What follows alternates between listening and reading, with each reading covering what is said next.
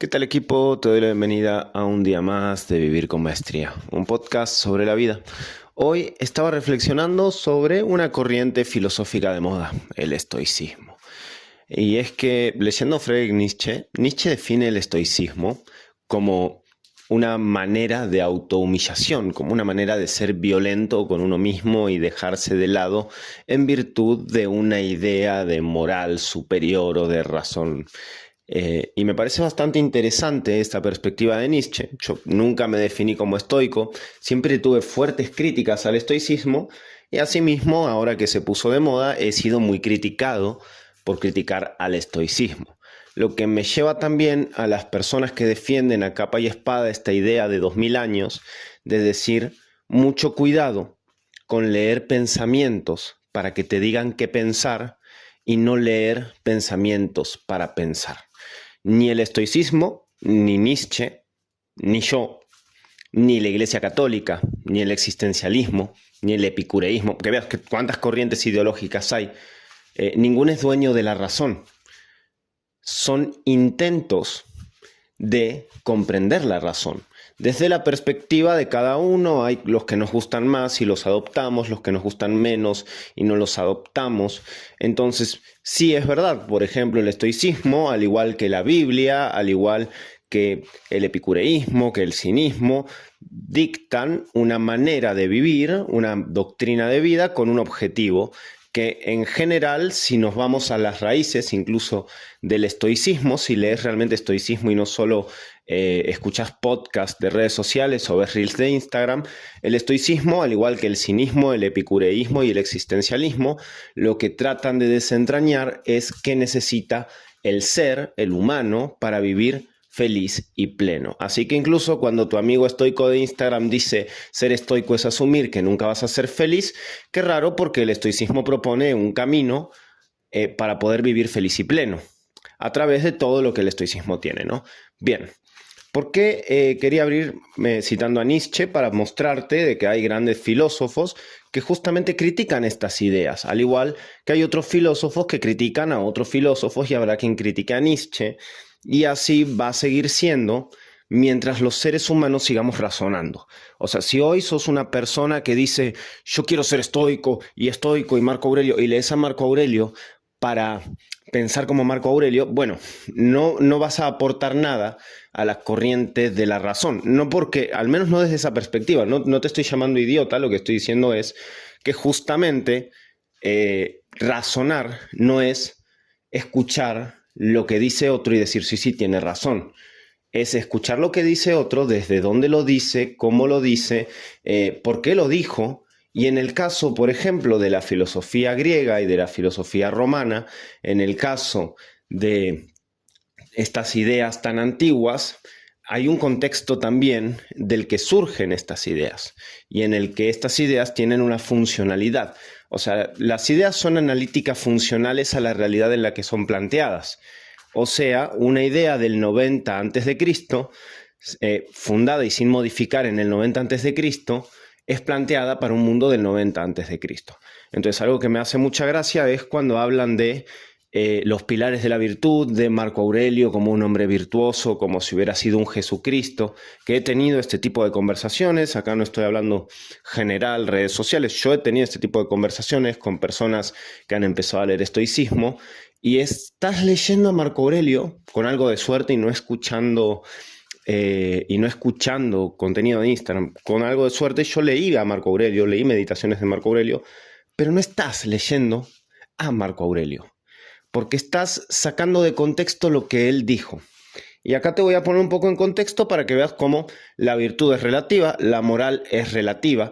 Yo siempre hablo de que el Imperio Romano tenía esclavos, también hablo de que era un imperio en guerra, porque el contexto de Marco Aurelio era ese. Tenemos que entender entonces, nadie es dueño de la verdad, nadie es dueño de la razón, es variable y funcional a algo. Entonces, acá quiero hacer un paralelismo entre el mundo moderno y el mundo en el que se escribieron las meditaciones de Marco Aurelio. Porque cuando vos lees que Marco Aurelio habla de que un verdadero estoico tiene el deber de ser recto y de eliminar a la barbarie o de poner fin a la barbarie a través de la razón, tu cerebro dice, claro, es una idea virtuosa, es una idea buena, pensándolo desde tus valores actuales en los que decís que es poner fin a la barbarie, poner fin a una sucesión de actos atroces y que es a través de la razón, es a través de el diálogo, el razonamiento y el pensamiento, ¿no? Eso sería para una persona moderna poner fin a la barbarie a través de la razón. Marco Aurelio no estaba hablando de eso. Para un romano, bárbaro era todo aquel que no vivía bajo la estructura de polis romana. Y cuando Marco Aurelio hablaba de poner fin a la barbarie, hablaba de la conquista de todos los pueblos que no vivían bajo la estructura de polis romanas. O sea que no hablaba de poner fin a una sucesión de actos atroces. Hablaba de cometer una serie de actos atroces, de conquista, de masacre, de destrucción cultural. Y cuando él hablaba de la razón, no hablaba de dialoguemos y pensemos, hablaba de en este lugar que acabo de conquistar, que maté a todos los disidentes, ahora se va a vivir y se va a existir como un ciudadano romano. Entonces ya nos damos cuenta de que, wow, si pensás, o sea, si realmente lees a Marco Aurelio, pensando queriendo entender qué quiso decir Marco Aurelio, hay cosas que él dijo que, claro, en nuestro contexto y bajo nuestras ideas suenan hermosas. En su ámbito de aplicación, él hablaba de conquista, hablaba de guerra, hablaba de masacre. Cuando él hablaba de la barbarie, no hablaba como si yo digo, es una barbarie, un acto de violencia, ¿no? Él hablaba de la barbarie, es una barbarie que los tracios le recen a otros dioses. Es una barbarie que vivan bajo una estructura social con un gobernante y no tengan un senado. Es una barbarie que no tributen al imperio. ¿Se entiende?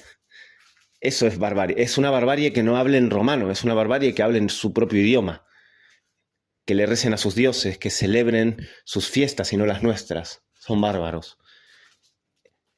Quería poner esta perspectiva porque he visto, y veo todo el tiempo, a estos personajes estoicos hablando de la virtud, de la razón, y justo estaba leyendo a Nietzsche y me encontré con este concepto del estoicismo como un acto de humillación personal, de autohumillación, de negación personal. Yo he hablado de esto también, pero bueno, estoy seguro que a Nietzsche lo respetan más que yo porque escribió más libros, así que ahí tenés otro punto de referencia. El punto es justamente, ni me escuches a mí, ni a Nietzsche, ni a quien sea que estés leyendo, que cuando leas, te cuestiones hasta qué punto lo que estás leyendo es realmente tan genial y tan bueno. ¿Por qué? Porque cada persona te va a decir que su modo de pensar, que su modo de ser y existir en el mundo es genial y es superior. Entonces, ¿por qué? Porque ni siquiera hay personas, por ejemplo, yo no me interesa adoctrinarte en que pienses como yo, pero como soy pendejo y soy humano y vivo bajo, o sea, tengo una serie de criterios porque me he detenido mucho a pensar y reflexionar en por qué vivo como vivo y hago lo que hago. Entonces, cuando me preguntes, ¿qué voy a hacer? Voy a tender a justificar, voy a tender a decirte por qué es bueno pensar como yo pienso, vivir como yo vivo y hacer las cosas como yo las hago. Y lo va a hacer cualquier ser humano, vos también. Te vas a sentar a justificar por qué pensás como pensás, por qué haces lo que haces. Es natural. Entonces, cada humano que escriba sobre cómo piensa no te va a decir, sí, bueno, esto te va a provocar distimia porque te estás negando la posibilidad de recompensarte por hacer un buen trabajo. Entonces, no te lo va a decir porque no lo ve. Más que hablamos de un hombre de hace 2300 años, hablamos de ideas que surgieron en el 313 a.C., había muchas cosas sobre el cerebro humano, estructuras sociales y funcionalidad que estos hombres no tenían ni nociones, ni se lo imaginaban. Entonces, es importante siempre que leas otras ideas, aunque estés de acuerdo y tomes cosas y te gusten. He tomado cosas del estoicismo, como he tomado cosas del epicureísmo y del existencialismo. No se trata de ser cerrado a, bueno, yo pienso como pienso y soy impermeable. Pero incluso cuando tomes cosas, siempre que pienses en qué estás tomando, que hagas tu propio, que desarrolles a través de escuchar ideas distintas tu capacidad de análisis funcional y que veas que lo que para alguien es una genialidad absoluta, como el estoicismo, para otro puede ser una manera de humillarse a sí mismo y de perpetuar la violencia interna. Y ambas ideas son válidas. Ambas ideas son válidas porque ambas tienen justamente fundamentos sólidos y están fundados en la razón. Y ahí está el asunto de la razón. Hay cosas en la vida que existen, que están ahí. Una pared, no importa si yo creo o no creo en la pared está ahí. Pero hay cosas que son del ámbito racional, del ámbito ideológico, y no son tangibles y exactas. Por ejemplo, ¿cuál es la manera correcta de vivir y desenvolverse en el mundo? Por eso existen corrientes, como dije al principio. Entonces, existiendo todos estos contrastes, no se trata de quién tiene razón o quién está equivocado. Se trata de que encuentres tu camino, que al final vivir con maestría no es seguir los pasos de Marco Aurelio, no es seguir los pasos de Facundo, yo solo abro el espacio para hablar, filosofar y reflexionar al respecto. Vivir con maestría es realmente a través de tu propio criterio tomar el camino que decidas hacia la vida que quieres construir. Y para eso no podés casarte ciegamente con una idea porque suena genial. Porque sí, la palabra estoico suena que sos muy fuerte, ok, pero no es el camino. Eran humanos, eran pendejos, y cuando ellos hablan de la virtud y de la razón y de destruir a la barbarie, hablan en el sentido literal de la imposición cultural del Imperio Romano por sobre los pueblos, que definían bárbaros. También me parece un detalle interesante a tener en cuenta. Bueno, ya me quedé sin letra, así que no voy a decir mucho más. Me voy a despedir acá. Fue un placer compartir con vos este capítulo del podcast. Espero que te haya gustado y que te permita poner un poco en perspectiva las distintas ideas que escuches ahora en adelante, al igual que las que ya escuchaste y las que tenés hasta ahora. Un saludo y un fuerte abrazo.